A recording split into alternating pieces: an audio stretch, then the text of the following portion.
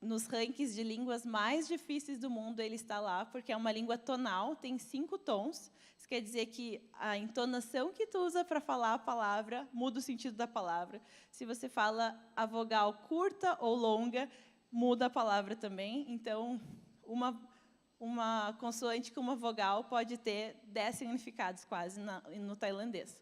Estou falando isso para os irmãos ficarem apavorados e orarem por mim quando pensarem nisso, porque é uma língua muito difícil. E é uma língua também que é o caminho para alcançar o povo, porque é a forma como a gente pode comunicar Jesus, como a forma que eles podem comunicar e entender Jesus de uma forma que faça sentido. Então, eu estou estudando tailandês, estudando a cultura thai, e também pode passar mais um slide, tenho ajudado também com aulas de reforço de inglês para alguns alunos que têm dificuldade de aprendizado. Então, na Tailândia, as pessoas não falam o inglês bom como nas outras. A Tailândia nunca foi colonizada, então isso deixou uma marca que o inglês deles é muito difícil. Tem um sotaque tailandês tão forte que, se tu não fala tailandês, às vezes é difícil de entender o que eles estão falando. Mas o Senhor tem me abençoado, tem sido gracioso, eu tenho aprendido. Já são 1 ano e 8 meses lá, e ainda tenho uma longa caminhada no tailandês e na cultura, mas Deus tem sido bom. Queria passar um vídeo agora para vocês, contando um pouquinho sobre a missão, e para dar um panorama geral.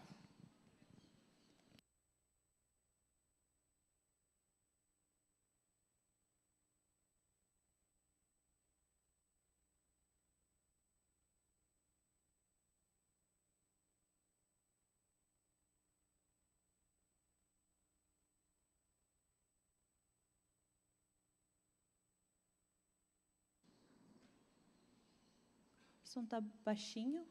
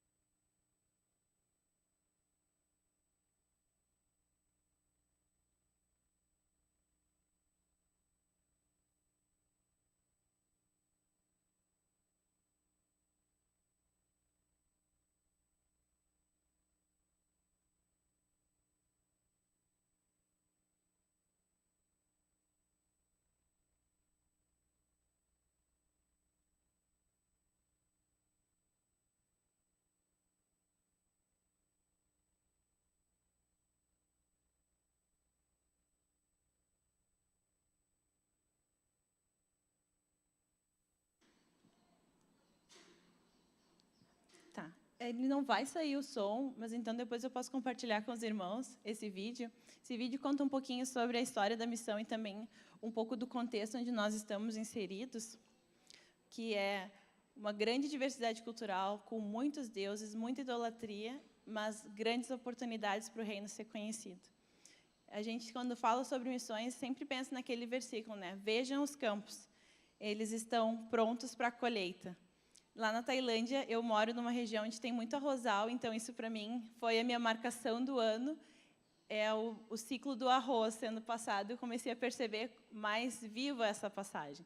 Mas acho que foi em janeiro, eu estava lendo a Bíblia e vi um outro versículo que Deus me desafiou muito mesmo, que é um versículo que fala assim: aquele que faz a colheita no verão é filho sensato, mas aquele que dorme durante a ceifa é filho que causa vergonha. Provérbios 10:5. Deus nos chamou para ser filhos sensatos, para participar da colheita em que Ele nos chamou como filhos dEle. E a colheita, ela é muito mais do que pessoas que não conhecem Jesus. Mas eu tenho pensado como a colheita também é o fato de que Cristo está voltando. A Bíblia, todos os textos que nós temos falam que a volta de Cristo está próxima. Nosso Senhor está voltando e Deus está nos chamando realmente para ser filhos sensatos e participar da colheita. Participar da colheita aqui em Brasília, nas cidades e satélites ao redor, participar da colheita lá na Tailândia, participar da colheita, seja do seminarista, como vai ser essa oferta missionária, e tantos outros missionários que a igreja já apoia, e outros que a igreja ainda vai apoiar, porque a seara realmente é grande. Mas, realmente, Deus tem nos chamado para fazer parte dessa colheita onde nós estamos inseridos. Eu quero agradecer o apoio da igreja nesse período que eu estou no campo. Eu sei que foi um ano financeiramente muito difícil no Brasil, mas o Senhor proveu no campo missionário e proveu pela fidelidade da sua igreja com compromisso assumido primeiro com Deus, não primeiro com o missionário, mas com Deus, então é reflexo em nós como missionários. Muito obrigada, igreja. Lá no fundo eu tenho uma mesa com alguns materiais e também vou estar lá para a gente estar conversando mais, se tiverem dúvidas e questões. Muito obrigada, Deus abençoe. Amém, irmãos. Vamos ter uma palavra de oração pela Annelise. Oremos. Bondoso Deus, nós queremos te agradecer, Deus, por tua fidelidade. Obrigado, Deus, porque o Senhor chamou a Annelise e ela te obedeceu, ouviu a tua voz, viu a necessidade e com a coragem do teu Santo Espírito foi, Senhor. Foi e certamente não foi sozinha. O Senhor tem amparado ela de tantas formas e nós te agradecemos pelo privilégio que o Senhor nos dá como igreja, Deus, de ter tanto para compartilhar. Tudo que temos te pertence, é teu. Usa a vida da tua filha, capacite ela no estudo dessa língua que é tão difícil, que ela possa receber de ti mesmo esse presente, Deus, de conseguir se comunicar para alcançar aquelas vidas com o teu evangelho, Pai.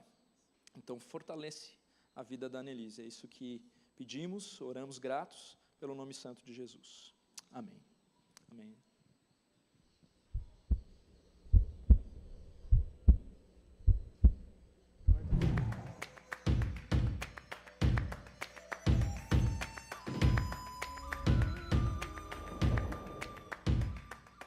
A verdade do Evangelho tem sido proclamado na Ásia. Nós respondemos ao chamado do ID e representamos a luz de Cristo às nações. Já são 13 anos de Missão Adore. O nosso trabalho impacta Índia, Camboja, Tailândia, Laos e Myanmar. E você, como corpo de Cristo, faz parte disso. Para nós que estamos aqui no Brasil, não temos a dimensão do que é viver em uma nação que adora mais de 300 milhões de deuses, com vários desafios culturais e sociais. Ainda temos muitos desafios aqui no campo. Na área da educação, por exemplo, temos a Índia com o maior número de letrados do mundo. Muitas crianças vivem nas ruas. E muitas das vezes são forçadas a se prostituírem e se tornam extremamente vulneráveis ao tráfico humano. Grande parte da tragédia que vive esses povos dizem respeito à sua idolatria. Só a Índia, por exemplo, cultua milhões de deuses. Há cultos a ratos, vacas, animais, em um lugar muito famoso chamado Rio Ganges. A Ásia precisa ouvir a verdade do Evangelho. Em muitos lugares, nós não encontramos nenhuma igreja sequer em um raio de 150 quilômetros. Trata-se de um mundo sem esperança, onde milhares de pessoas nunca ouviram falar de Jesus. E por isso estamos aqui para compartilhar as boas novas.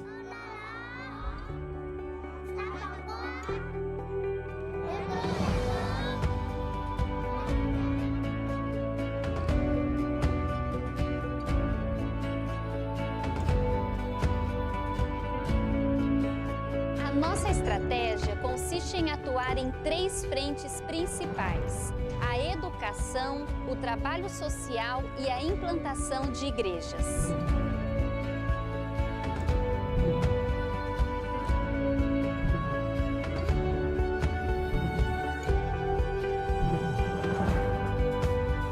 Há 13 anos nas nações, temos testemunhado a força que a educação tem de transformar comunidades, gerando destino para as nossas crianças e, o mais importante, evangelizando famílias inteiras para Jesus. मैं ये प्रमाण करके कहती हूँ कि शिक्षा ने मुझे और मेरे परिवार को बदल दिया. Dentre os trabalhos sociais da missão, a nossa Casa Lar acolhe 65 crianças. São crianças tiradas das ruas, de situações de risco e até mesmo da prostituição. Meu nome é Swati, tenho 24 anos. Sou portadora do vírus HIV. Creio que não tenho muito tempo de vida. Meu esposo morreu com o vírus da AIDS. Hoje estou muito feliz, pois meu filho Yash encontrou o Finally Home, que verdadeiramente tem sido seu lar e será uma ponte para o seu futuro em Cristo. Estou tranquila, pois sei que Yash terá um futuro abençoado nessa casa.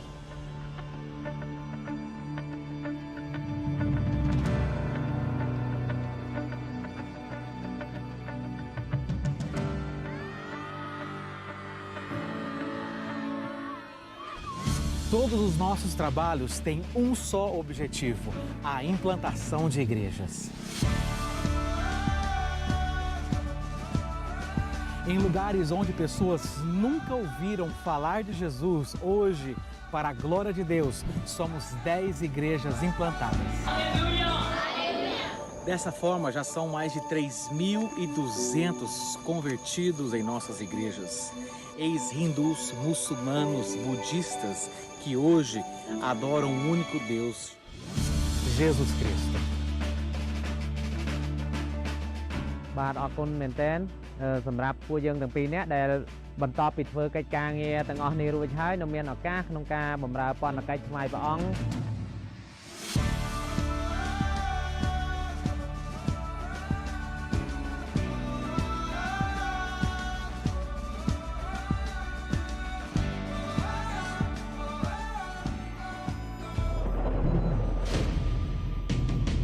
Ainda milhões de pessoas nunca ouviram falar de Jesus. Seja você a resposta.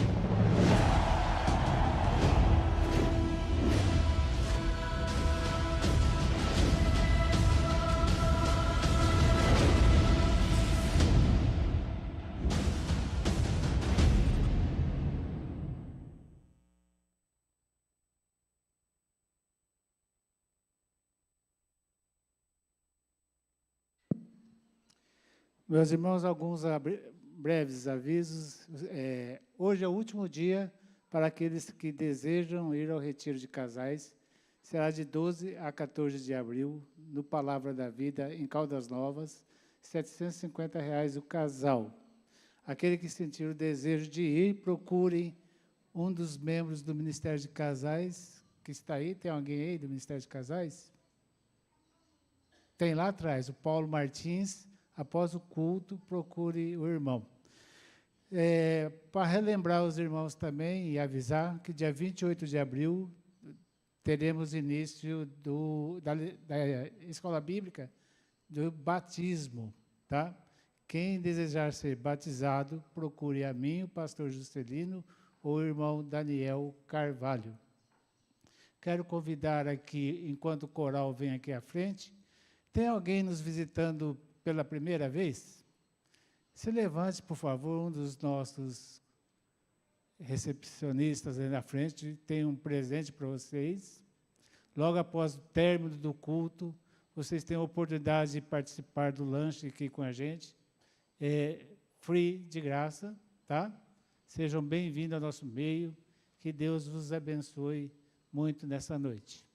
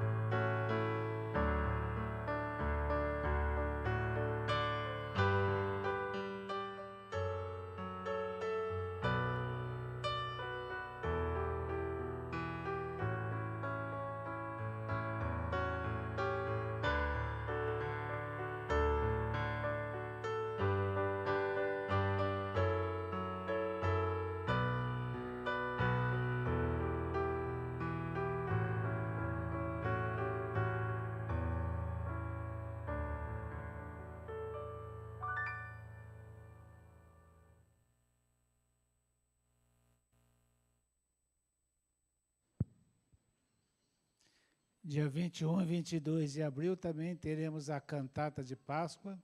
O nosso coral está ensaiando muito para isso e todos estão já de antemão convidados. Convido o pastor Pedro, que será o preletor da noite, as crianças aqui à frente também. Também comunicar aos irmãos que o Conselho Espiritual esteve reunido essa semana. O vice-presidente da igreja agora é o presbítero Manuel Salles.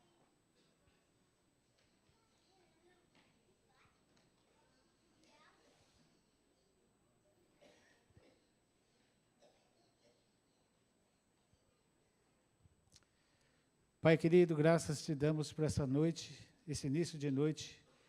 Pedimos agora, Senhor, que o Senhor esteja abençoando o pastor Pedro, ele que trará a sua palavra, Senhor, que o Senhor o capacite, instrumentalize, Senhor, para que tudo que seja falado seja para a honra e glória do seu santo nome. Pedimos da mesma forma aos professores de crianças, que o Senhor esteja abençoando os professores, preparando eles para o futuro, para o ensino bíblico, para cada dia aceitarem o Senhor Jesus como Senhor e Salvador de suas vidas. Oramos e agradecemos assim, no nome do Senhor Jesus.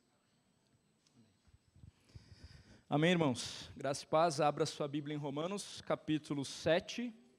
Se você nos visita, nós temos dado seguido a sequência aqui, né, de pregações expositivas na carta aos Romanos. Chegamos no capítulo 7, versos 1 a 6. Vamos orar mais uma vez. Senhor, eu quero mais uma vez clamar ao Senhor, Deus. Essa igreja pertence a Ti e a Tua palavra é viva. Clamo para que o Teu Santo Espírito possa operar em cada coração aqui, através da Tua palavra, Senhor. Assim, oramos gratos em nome de Cristo Jesus. Amém. Bom, irmãos, para entender melhor um pouquinho do argumento de Paulo, né, ao longo da carta aos Romanos, é importante, como eu fiz da outra vez, quando eu tive a oportunidade de falar no capítulo 2, observar o panorama geral, né, dessa carta. Então, aqui, nós temos uma divisão, né, dos capítulos de Romanos, e até o capítulo 11, então seria essa parte doutrinária, a partir do capítulo 12, é o que chamam ali de dobradiça, então ele inclusive começa com portanto, né? Aí no capítulo de 1 a 3, nós sabemos a conclusão, não há um justo, nem um sequer. Então ele se refere e se reporta aos gentios, pagãos, aqueles que não pertenciam à nação de Israel, aos moralistas ali, judeus, que tendo a lei, né, não a praticavam, e no fim a conclusão, né? Todos pecaram. Então, no capítulo 3, essa é a conclusão.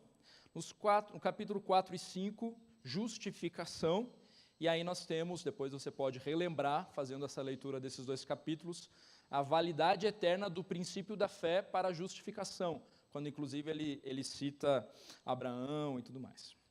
No capítulo 6, 7, 8, a gente pode dizer que é esse eixo da santificação. No capítulo 6, nós já olhamos, né, o argumento de Paulo sobre como nós devemos desfrutar, como que um cristão pode desfrutar de uma vida de santidade, então, porque ele é morto para o pecado, né, em Cristo Jesus. E aí nós vimos que a graça, ela não é um incentivo para o pecado. Né? Vamos pecar porque estamos debaixo da graça? De maneira nenhuma. Chegamos no capítulo 7, e o argumento do apóstolo Paulo, ele continua. E agora ele afirma, né, morto para a lei. A lei não serve como um auxílio para livrar o homem do domínio do pecado. Aí a gente vai chegar no capítulo 8, nos próximos domingos, não falte, e ele fecha, né, com chave de ouro, já não é mais condenação para os que estão em Cristo Jesus. Então, sobre esse eixo santificação, eu fiquei pensando, né, quando eu penso em santificação, o que me vem à mente? E é essa pergunta que eu quero fazer para você também. Quando você pensa em santificação, o que lhe vem à mente? O que é santificação? Né? Que ideias, conceitos surgem em sua mente quando você pensa a respeito? Talvez a ideia de um santo, né? Alguém com características tão peculiares ali, exemplares, que o distingue de todos os outros. E nesse sentido, então, santificação seria algo para poucos, né? E fruto ali de uma vida exemplar que coloca um indivíduo quase que num status de divindade. Bom, se você é um cristão, talvez uma das palavras que surge em sua mente, eu fiz o teste lá em casa, perguntando para a Thaís, né, e deu certo, mas talvez, entre tantas outras palavras, uma palavra que possa surgir na sua mente é processo. A santificação, ela é iniciada na vida do cristão, e esse entra em um processo que o conduzirá até pelo resto da vida, até o último suspiro. Claro que nós precisamos ter um cuidado com essa palavra, né, com essa ideia de santificação como um processo, e isso deve ser levado em conta para que não gere nenhum comodismo na luta contra o pecado, né? Então, assim, e aí a gente cai naquele, já que é um processo, a gente tem a vida inteira, então vamos ficar aqui acomodado com esse pecadinho tão gostoso, tão aconchegante, né, o seu pecado favorito. Então, o cristão é chamado para viver uma vida plena em Cristo, e nós sabemos disso. E isso se inicia no momento da conversão. A conversão se dá pela graça por meio da fé. Não é o que está expresso lá em Efésios, capítulo 2? E essa vida plena, ela se consolida e é aperfeiçoada igualmente por meio da graça. No retiro dos jovens, nós fomos encorajados a olhar para a carta aos Colossenses e verificar que, da mesma forma como nós aceitamos Cristo, nós devemos andar nele, né? Colossenses 2, versículo 6. O argumento de Paulo em Romanos é de que o cristão pode sim experimentar uma vida de santidade. Vocês concordam com isso? Eu também concordo.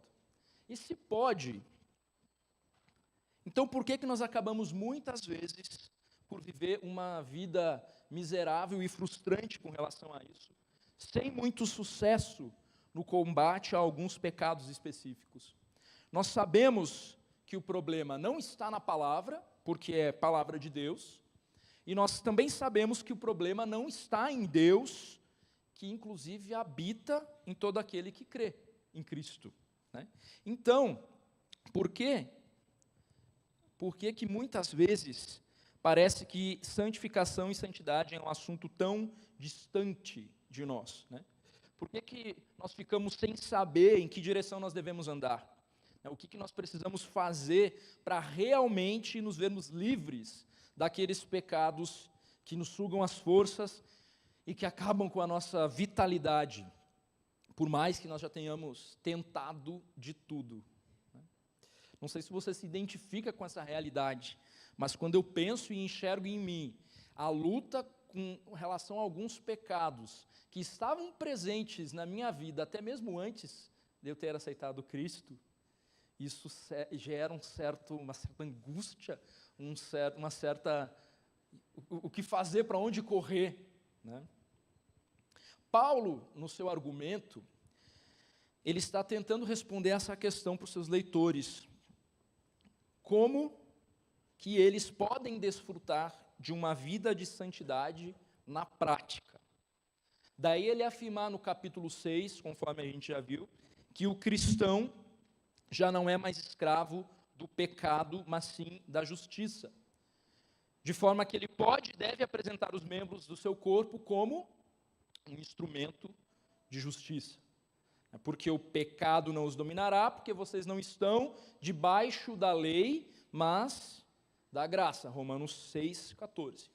O capítulo 7 continua nessa mesma linha de argumentação. Não há uma mudança de assunto que talvez você pense quando ele começa a falar ali, dar o exemplo sobre casamento. Ele não está mudando de assunto aqui, o assunto continua sendo o mesmo, né? O fato que o cristão não está debaixo da lei. No capítulo 6, Paulo afirma que na luta contra o pecado, o cristão ele deve considerar-se morto por pecado em Cristo Jesus, né? Versículo 11, capítulo 6. Nós fomos sepultados com ele na morte, versículo 3, fomos unidos a ele na semelhança da sua morte, versículo 5. O nosso velho homem foi crucificado com ele, versículo 6. O capítulo 6, ele nos manda ter essa atitude, né? Olhar para essa realidade espiritual, de que quando Cristo estava morrendo naquela cruz, nós estávamos morrendo com ele, e então o pecado não tem mais domínio sobre nós. Ou seja, o capítulo 7, ele prossegue com a argumentação de Paulo, porque da mesma forma como nós morremos para o pecado, o cristão morre para a lei. Em outras palavras, pecado e lei estão intimamente relacionados. Vou segurar mais para cima.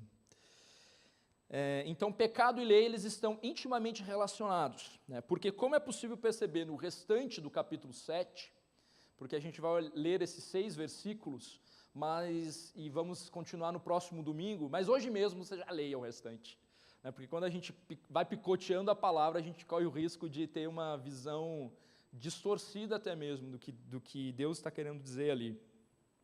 Então,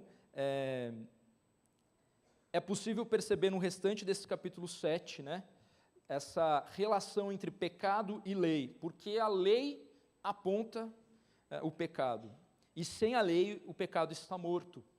Versículos 7 e 8 do capítulo 7. De fato, Paulo, né, afirmando, eu não saberia o que é pecado, a não ser por meio da lei. Pois, na realidade, eu não saberia o que é cobiça se a lei não dissesse, não cobiçarás. Mas o pecado, aproveitando a oportunidade dada pelo mandamento, produziu em mim todo tipo de desejo cobiçoso, pois sem a lei, o pecado está morto. Assim, no processo de santificação, o primeiro passo está no reconhecimento da centralidade de Cristo como o agente motivador e condutor das nossas vidas. Pois em Cristo já não é uma letra, né, fria que nos diz o que fazer, mas é o poder do Espírito Santo que habita em nós, que nos leva a uma vida de obediência, de negação do eu. Qualquer motivação fruto da autossuficiência, do simples cumprir de regras, né, legalismo, a parte de Cristo, não o capacitará a uma vida de engajamento no que se refere à santificação. E talvez aqui seja essa a grande questão, né? Talvez você e eu, a gente não consiga dar passos consistentes na nossa luta por santidade, né? Em virtude disso, lutar com as próprias forças é enfado, é loucura, é esmagador, tentar viver uma vida debaixo da lei, né? Tentar agradar a Deus, seguindo um conjunto de regras impostas por você mesmo, ou impostas pela própria lei mesmo, se você tentar por si mesmo, é enfado, é loucura, e ao mesmo tempo tão normal, né? Tão normal no nosso dia a dia. Por mais que a gente tenha consciência dessa loucura, a gente insiste em achar que somos aceitos, somos justificados por aquilo que fazemos. Então hoje, nós vamos aprender que a santificação do cristão depende exclusivamente de sua união com Cristo, que o capacita a morrer para a lei e viver em novidade de vida. Então, a santificação do cristão depende exclusivamente de sua união com Cristo, que o capacita a morrer para a lei e viver em novidade de vida. E isso à luz do capítulo 6 e à luz também do capítulo 7 de Romanos. Vamos para o texto, finalmente, em Romanos capítulo 7. Aqui é a NVI, mas você pode acompanhar aí na sua Bíblia mesmo. Se você não trouxe, eu coloquei aqui no slide. Diz assim, Romanos 7, 1 a 6. Meus irmãos, falo a vocês como a pessoas que conhecem a lei. Acaso vocês não sabem que a lei tem autoridade sobre alguém apenas enquanto ele vive? Por exemplo, pela lei a mulher casada está ligada a seu marido enquanto ele estiver vivo. Mas se o marido morrer, ela estará livre da lei do casamento. Por isso, Se ela se casar com outro homem enquanto seu marido ainda estiver vivo, será considerada adúltera. Mas se o marido morrer, ela estará livre daquela lei, e mesmo que venha a se casar com outro homem, não será adúltera.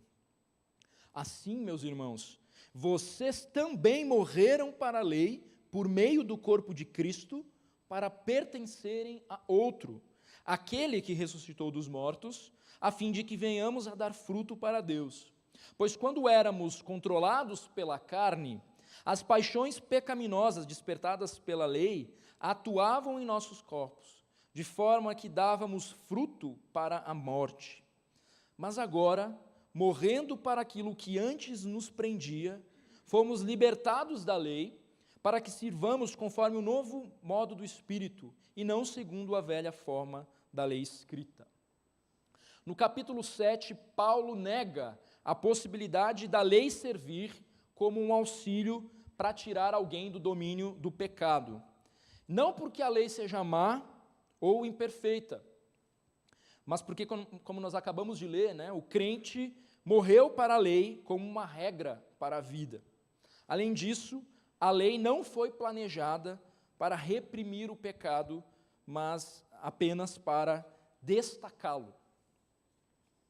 Então, nesses 6 versículos, Paulo ele deixa claro como isso ocorreu e quais as implicações, né? Utilizando-se, então, de um princípio, uma ilustração e uma aplicação, conforme a disposição destes versículos aqui, né?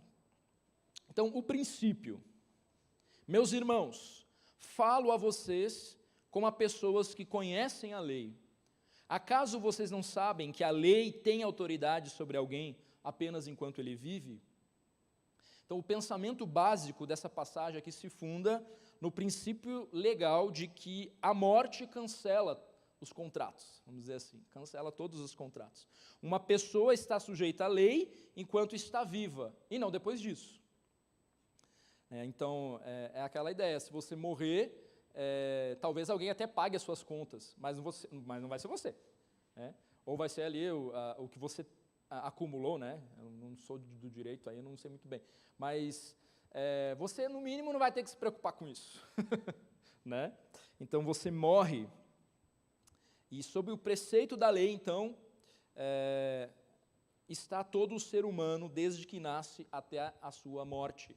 Se a gente começar a olhar até para a própria lei moral de Deus, resumida e expressa nos 10 mandamentos, por exemplo, né?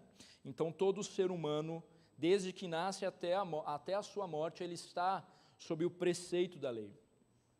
Como nós sabemos, né, a lei é perfeita, faz exigências justas e de forma também implacável.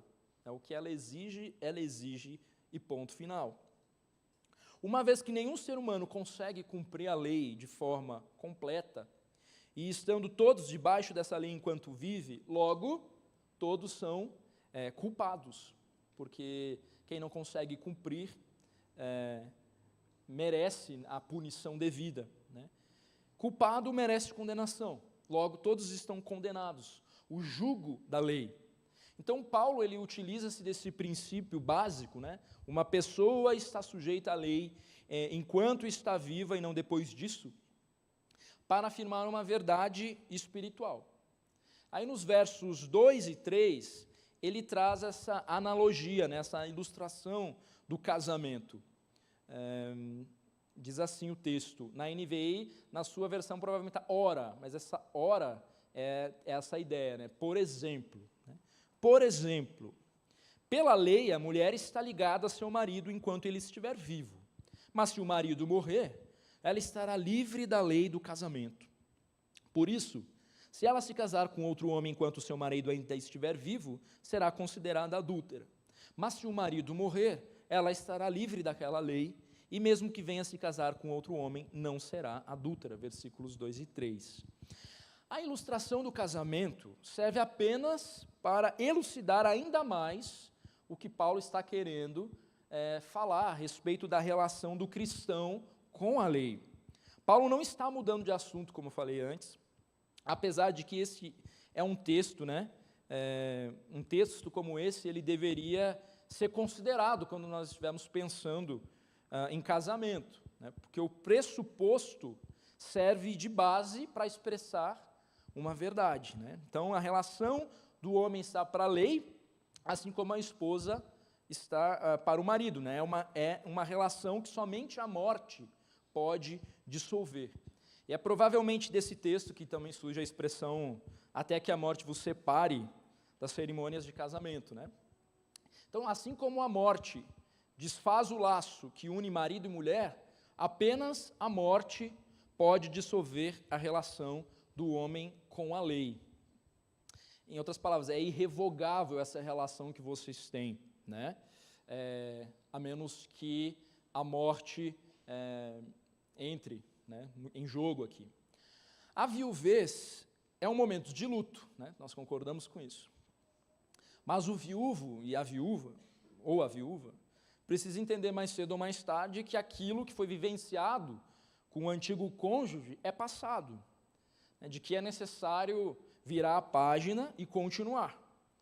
Ou seja, não se pode viver em função do antigo testamento, do antigo casamento, né, não se pode viver em função da antiga união, né? Porque esse antigo casamento acabou. Aquela aliança foi definitivamente rompida. Eu já presenciei, né, alguma conversa aí, e talvez você já tenha presenciado também, né? Alguém fala, sabe o fulano? Aí a pessoa, que fulano? O fulano da fulana. Mas a fulana já faleceu, né? E ainda continua se referindo como referência àquele antigo cônjuge, como se ele pertencesse, né? E, claro, tudo bem, guardadas as devidas proporções, isso não tem problema. Mas na ilustração que eu estou dando, é inválido isso não deveria ocorrer, né? Isso não existe. A morte acabou com aquele vínculo, né? A morte acaba com esse vínculo. Da mesma forma, estávamos casados com a lei, e essa é a ideia aqui, né? Nada poderia mudar isso, né? E esse casamento gerava escravidão.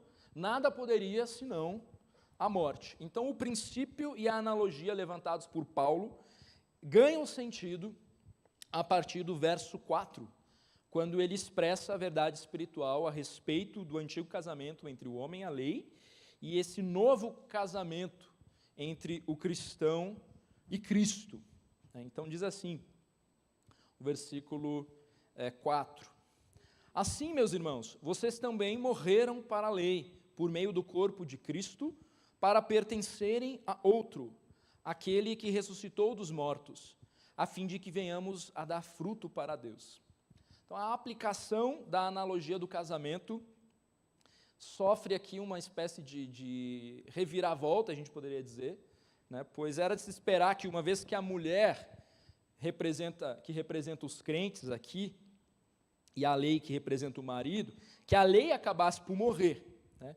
Deixando então os que creem, né? Ou seja, a mulher livre para pertencer a outro, no caso Cristo. Mas na aplicação da analogia, e Paulo não tem uma preocupação de fazer aqui uma analogia perfeita, né, das referências, quem morre é a mulher, né? Versículo 4. Assim, meus irmãos, vocês também morreram para a lei. Ou seja, se antes você estava casado com um marido extremamente exigente e perfeccionista, que a gente poderia ali colocar lado a lado com a lei, né? E que esse marido, ao mesmo tempo, contrastava com a sua essência desastrada e desleixada, sem que nada pudesse ser feito, agora você está livre, porque a morte o livrou, né? Eu achei essas duas fotos ali, o cara perfeccionista e a esposa super empenhada ali, mas por mais que se empenhe, não consegue fazer o que é certo, né? Não consegue cumprir com a exigência do marido. E aqui o texto fala que que a mulher morre, né? Você está livre porque a morte o livrou. É a mulher que morre, é a igreja que morre, porque a lei por si só, ela é boa. Então o problema não está na lei, nós sabemos disso. O problema está no coração do homem rebelde e caído que não consegue cumprir essa lei. Isso significa que aqueles que estão em Cristo não precisam mais suportar o jugo condenatório da lei. Agora é possível pertencer a outro. Esse outro é igualmente exigente e zeloso, mas também é misericordioso e gracioso. Então, o cristão morreu para a lei por meio do corpo de Cristo, e Cristo, então, é o nosso substituto vicário aqui. Quando Jesus, a importância, né, da gente entender e de nos considerarmos mortos, quando Cristo, então, morre naquela cruz. A morte de Jesus inaugurou o princípio fé, justiça, que viria a substituir o princípio anterior, lei e obras. Né?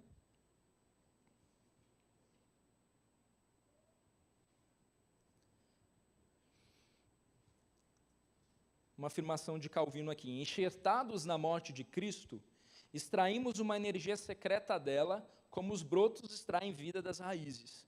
Também Cristo cravou em sua cruz o manuscrito da lei, o qual nos era contrário.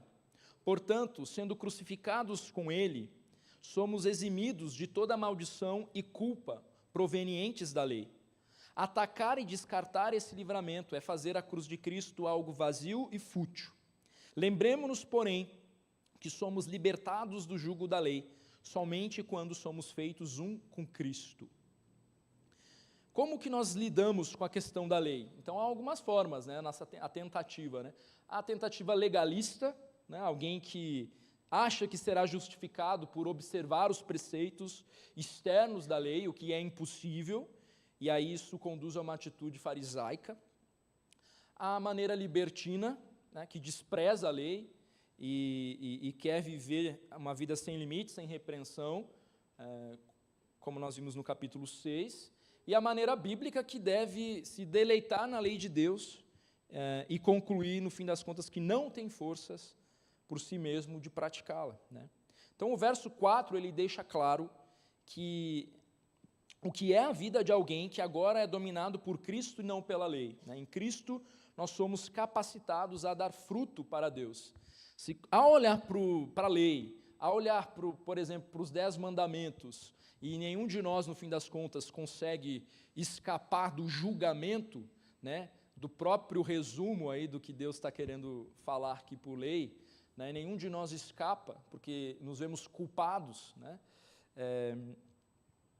se olharmos para isso, né, então aí Cristo se apresenta como aquele, isso faz a gente culpado, né, isso nos coloca numa condição de culpa.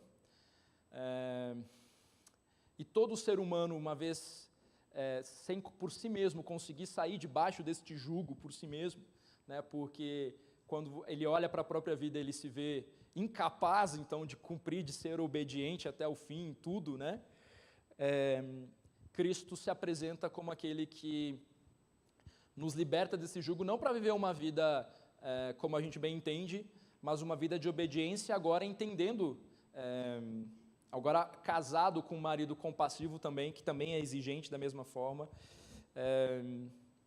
O casamento com Cristo, basicamente, ele nos conduz a uma obediência por uma motivação diferente, né? Que é baseada na graça, né? E não no que podemos fazer ou deixar de fazer. Então, em Cristo, nós somos capacitados a dar fruto para Deus. Né? Nós estamos dominados por Cristo e não pela lei. Os versículos 5 e 6 diz assim: pois quando éramos controlados pela carne, as paixões pecaminosas despertadas pela lei atuavam em nossos corpos, de forma que dávamos fruto para a morte.